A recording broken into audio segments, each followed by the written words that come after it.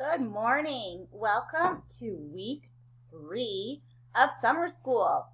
This week we are going to focus on the topic of your choice.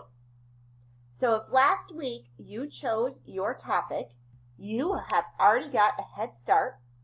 And if you go over to the button that says your name and click on it, you will see your class, either bees, coral reefs, or pythons. Sorry, Miss Melfi has a lot of classes, but you will see your class.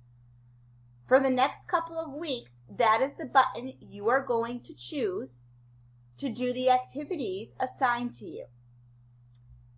If you have not chosen your topic yet, please go to this activity, choose your topic, and click Add Response.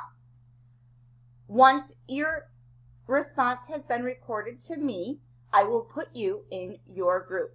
Please remember that if I don't have your response by the end of tomorrow, so by Tuesday evening, then we are going to be assigning you a group to be in.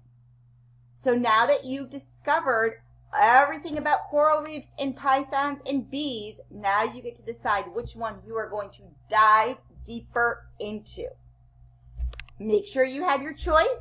And if you've already chosen, head on over to your class and you'll see your learning menu.